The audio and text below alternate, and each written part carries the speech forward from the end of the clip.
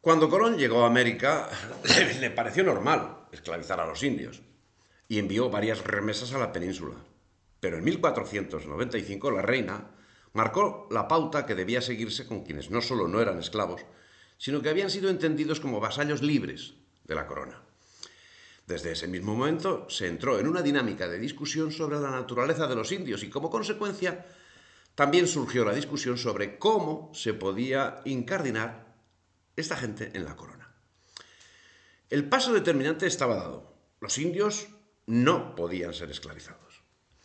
A partir de ese momento, en principio sin control, comenzó a ponerse en marcha el sistema de encomienda, que estaba siendo eliminado en la península, pero que estaba presente no solo en las mentes de los conquistadores como algo muy cercano, sino también, si no en el recuerdo histórico, sí en los modos de algunos grupos indígenas.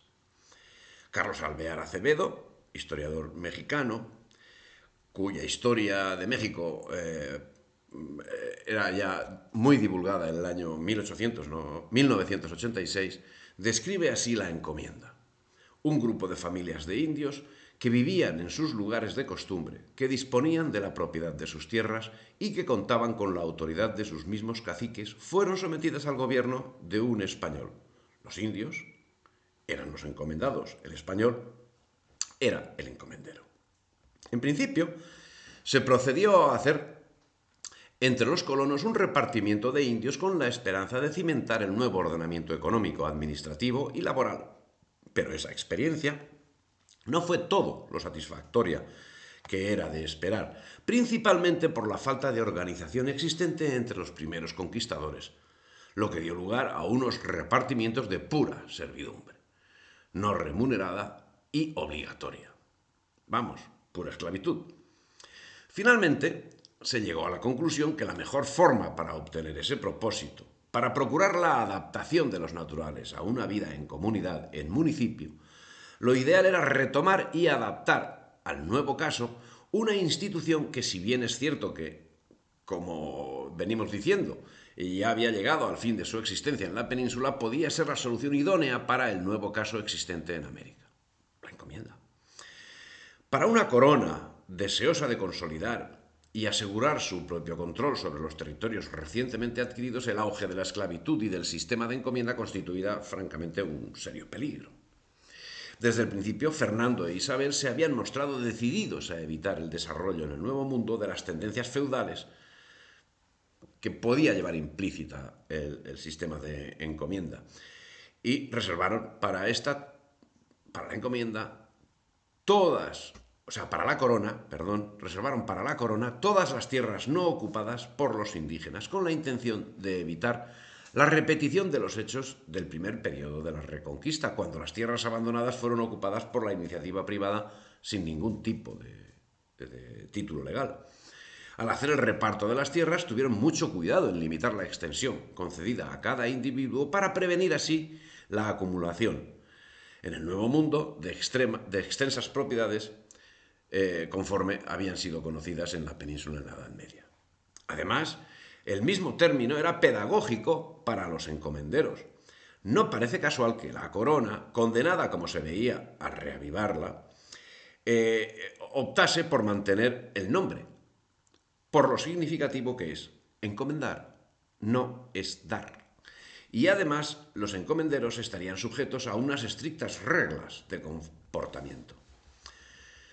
Hasta 1502, la española, hasta entonces único territorio en puridad conquistado, había sufrido un gobierno no del todo acorde con la voluntad de la corona.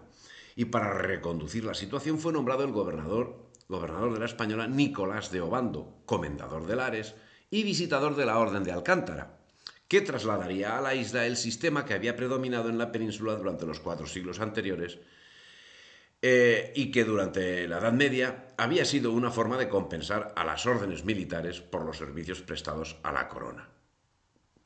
Durante la Edad Media, las encomiendas implicaban en España la concesión de una jurisdicción, así como derechos señoriales, y los encomenderos castellanos tenían derecho a los servicios de las personas afectadas. En la española y posteriormente en los demás territorios de las Indias, La encomienda incluía la obligación de instruir a los indios que trabajaban en las tierras, en las que los hacendados empezaban a explotar la cría de ganado y el cultivo de los diversos productos de la tierra. Obando pondría en funcionamiento la institución que vertebraría los primeros pasos de la España transoceánica, primero en las Antillas, luego en el continente y finalmente en Filipinas. Una institución que, sí, como venimos reseñando, era caduca,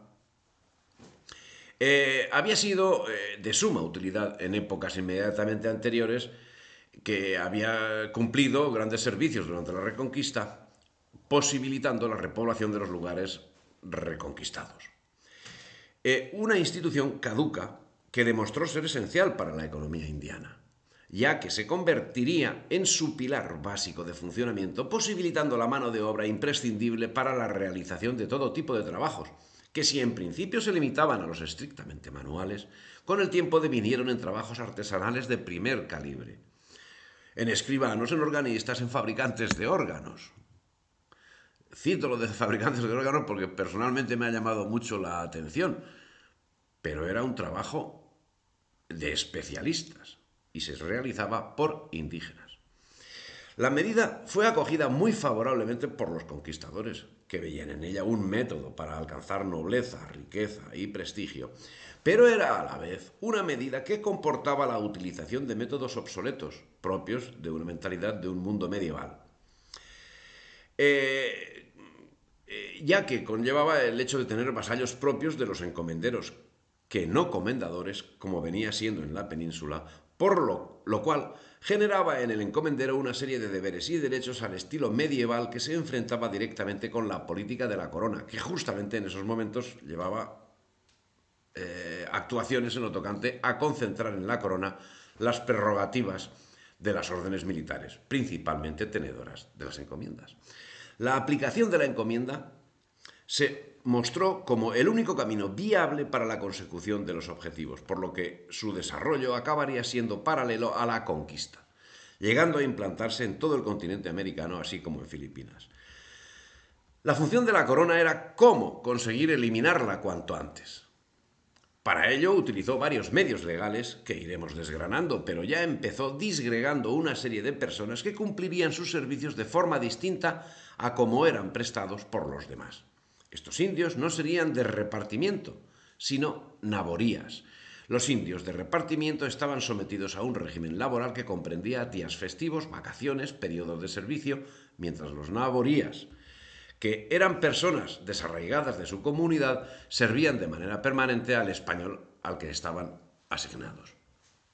Con respecto a los indios de repartimiento, los días laborables se limitaban a 4 por semana, al objeto de que pudiesen dedicar el resto del tiempo al cultivo de su propia tierra, y las mujeres casadas no podían prestar servicio doméstico.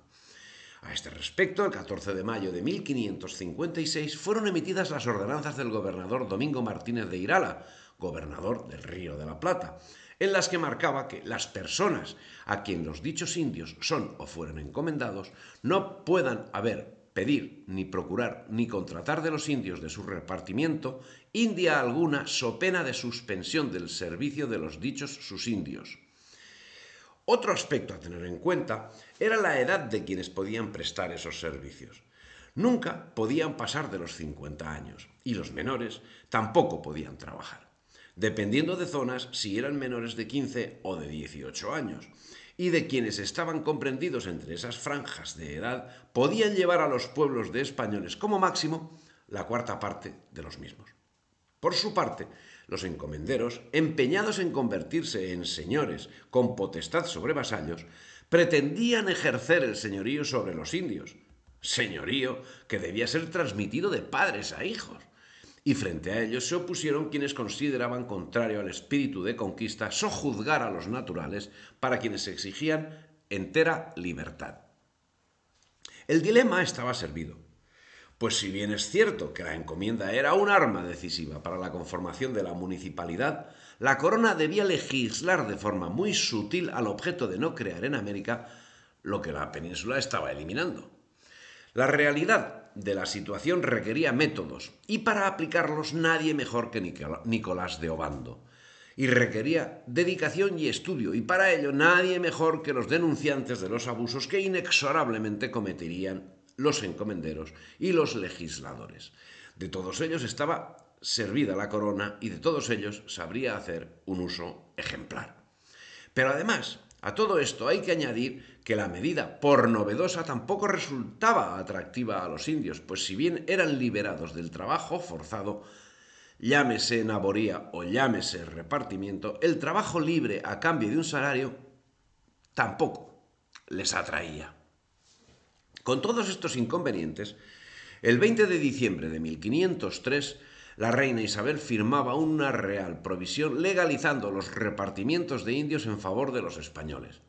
Con este documento nació la institución de la encomienda, que fue llamada en un principio repartimiento. La corona confiaba cierto número de indígenas a los colonos españoles, convirtiéndolos de esta forma en encomenderos. Si te ha gustado el vídeo, dale me gusta, difunde y suscríbete al canal.